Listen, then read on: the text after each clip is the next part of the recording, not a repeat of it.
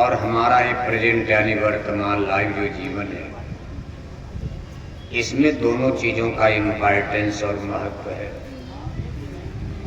इस human body हाड़ मांस के शरीर का भी महत्व है, स्पिरिट यानी आत्मा जीवात्मा का भी महत्व है। आत्मा रहेगी तभी शरीर चलेगा, शरीर रहेगी तभी आत्मा अपना जौहर अपनी पावर और शक्ति का इजहार करेगी। इसको आप इस तरह समझ सकते हो जैसे आपके घर में तमाम प्रकार के इंस्ट्रूमेंट सिस्टम मशीन होते हैं, कूलर है, फ्रिज है, फैन है, पंखा है, आटा चक्की मशीन है, समरसेबिल है, पंपिंग सेट है। लेकिन आपके घर में पावर, ऊर्जा, एनर्जी, बिजली न हो तो कोई मशीन काम नहीं करेगी। और मान लो आपके घर में बिजली तो है लेकिन आपके पास कोई मशीन ही नहीं है, आपके लिए बिजली का कोई महत्व नहीं, घर में एक बल्ब नहीं है तो बिजली से सीधे प्रकाश तो होगा नहीं। पावर, ऊर्जा, एनर्जी देखो एक ही है, लेकिन मशीन के कारण उसके वर्क यानी काम सिस्टम अलग अलग बन जाते हैं। बल्ब में लगाते हो प्रकाश देता, पंपिंग सेट में लगा दिया पानी निकालने लगे, आटा चक्की में लगा दिया आटा पीसने लगे। लेकिन दोनों का अपनी अपनी जगह महत्व है। इसी तरह से हमारा प्रेजेंट लाइफ वर्तमान जीवन आत्मा और शरीर के मेल से ही सफर कर रहा है।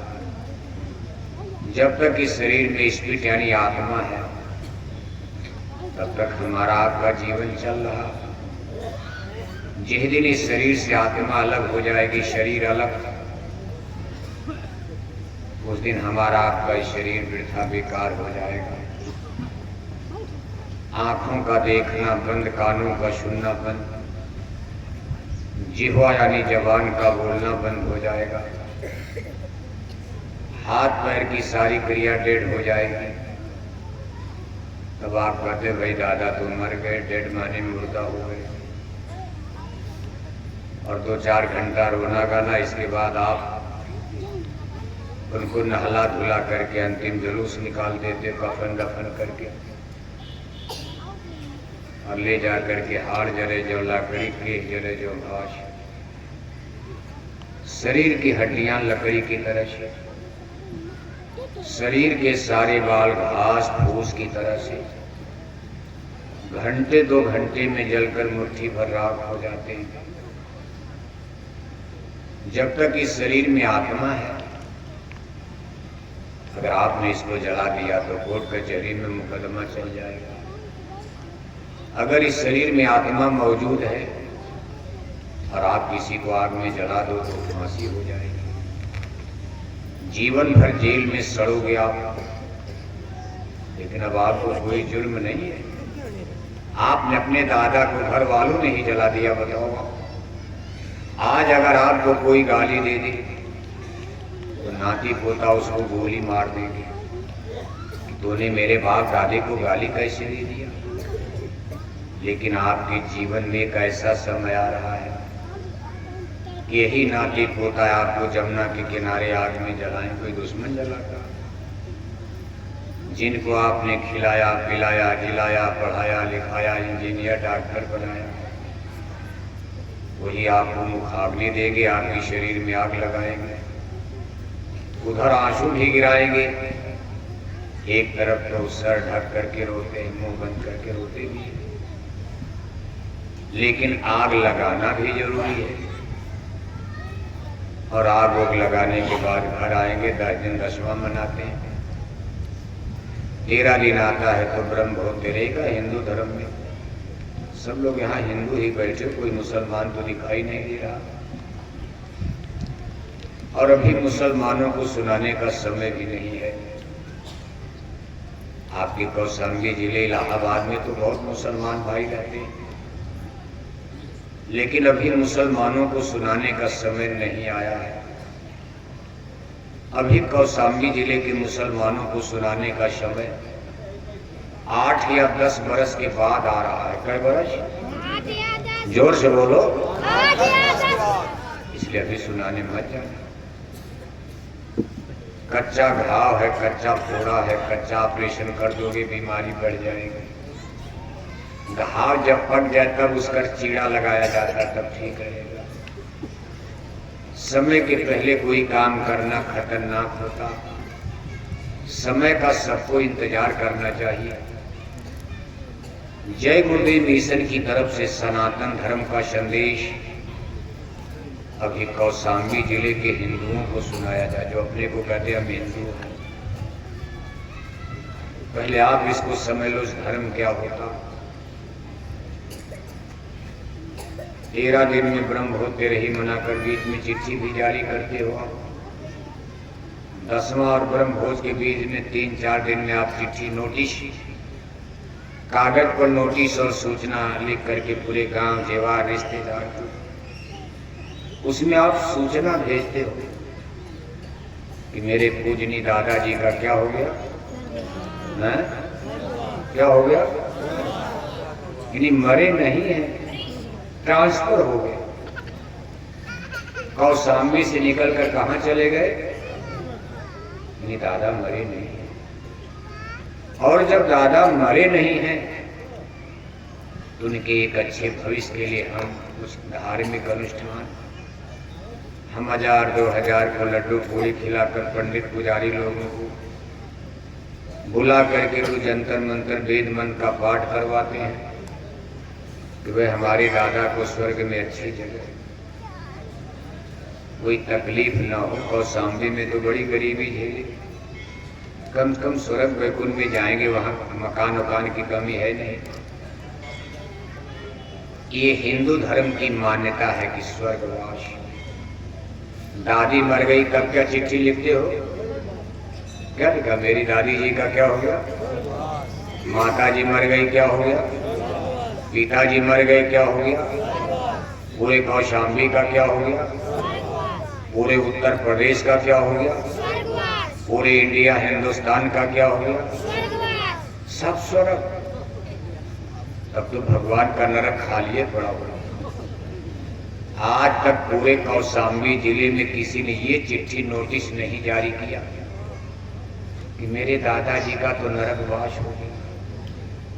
दादा 2 कुंतल मछली खाकर मर गए, उनकी भी तिरही में चिट्ठी जारी कर दिया, इनका भी क्या हो गया? दादा सारी जिंदगी कौशाम्बी में शराब पी पी कर मर गए, बुढ़ापे तक शराब नहीं छोड़ा और शराब के नशे में बुद्धि पागल कर गए। कितनी बहन बेटियों की इज्जत आबरू को बर्बाद कर दिया, उनकी भी तिरही में नोटिस जारी कर दिया, उनका भी क्या हो गया? दादा को कौशाम्बी की पुलिस ने काउंटर कर दिया। कौशाम्बी की अदालत ने दादा को अपराधी घोषित कर गोली मार दी। इस आदमी ने इतना बड़ा अपराध किया कि जिंदा रहने लायक नहीं है। उनकी भी तिरही में चिट्ठी लिख दिया, उनका भी क्या हो गया? जिसको कौशाम्बी की पुलिस ने गोली मार दिया, जिसको दिल्ली लखनऊ के कानून ने माफी नहीं दिया, उसको भगवान की अदालत में स्वर्ग मिल गया। आज तक किसी ने किसी को नरक भेजा है यहाँ से? क्या स्वर्ग का पट्टा आप ही करके टिकट बांटते हो बैठ करके? कोई पासपोर्ट और वीजा आप जारी कर दादा चले जाओ स्वर्ग का पट्टा। यही आडंबर अंधविश्वास, यही कर्म कांड आज हमारे आपके धर्म के पतन का कारण बना हुआ। धर्म क्या होता? धर्म उस वस्तु और चीज का नाम है जिससे मनुष्य का नैतिक बल मजबूत होता। Good idea, good behaviour, good thinking, हमारी सोच, हमारा चिंतन, हमारा व्यवहारिक जीवन सुचितापूर्ण पवित्र बने। हम अच्छा सोचें, अच्छा चिंतन करें, ऊंचा विचार हमारा हो, ऊंची सोच हमारी बने। उसको धर्म कहा जाता है। अब ये नहीं कि कर्म हमारा खराब हो गया, तिलक टीका लगाए घूम रहे हो, मछली अंडा खा रहे हो, गांजा पीकर हर हर महादेव का नारे, कौन सा धर्म खड़ा कर दिया? भगवान कभी गजेड़ी हो सकते हैं? कभी आप सोचते हो एक गांजा पीने वाले आदमी को घर में बीवी 10 गाली रोक देती है, घर में बच्चों के सब्जी का इंतजाम नहीं, गांजा मार करके घर चले जाए, घर में बीवी चप्पल मार रही, गाली दे रही है, गजेड़ी आदमी की गांव में कोई इज्जत नहीं। लोग कहते भाई गजेड़ी है, दिन भर पागल बना घूमता रहता है। एक गजेड़ी आदमी उसकी बीवी मानने को तैयार नहीं। और आप कहते हो कि गांजा भगवान, गांजा शंकर भगवान गांजा पीते हैं, जो गांजा पिएगा उसको भगवान माना जाएगा? ये कहाँ रामायण में लिखा है?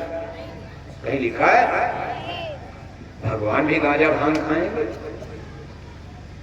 लेकिन आपने कभी इस पर चिंतन विचार नहीं किया।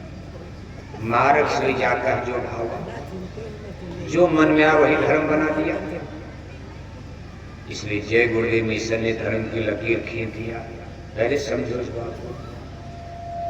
मंदिर का विरोध नहीं, मस्जिद का विरोध नहीं, हिंदू मुसलमान का विरोध नहीं, राम और कृष्ण का विरोध नहीं, रामायण और गीता का विरोध नहीं, गंगा जमुना तीर्थ मूर्त का विरोध नहीं, मंदिर देवालय शिवालय का विरोध नहीं।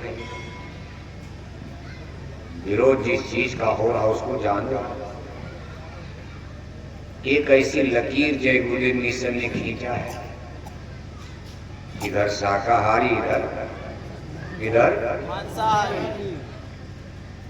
शाकाहारी, हिंदू मुसलमान सिख ईसाई पंडित ठाकुर यादव हरिजन नहीं, बाकी जाति बिरादरी अपना बनाओ बिगाड़ो, कौन मना कर रहा? समाज है, चलता रहेगा इसी तरह। लोहे का काम सब लोग करोगे नहीं, जो करेगा लोहार कहा जाएगा। लकड़ी का काम सब कर नहीं पाओगे, जो करेगा कारपेंटर कहा जाएगा। सोने चांदी का साफ काम करोगे नहीं, सोने का काम करेगा सोनार कहा जाएगा। रामायण गीता सब लोग संस्कृत को बोल नहीं पाओगे, हिंदी द्वाती नहीं, अच्छा 10 में फेल हो गए 4 बार। आप कहां से संस्कृत का श्लोक पढ़ोगे? जो संस्कृत का श्लोक पढ़ेगा ब्राह्मण विद्वान कहा जाएगा।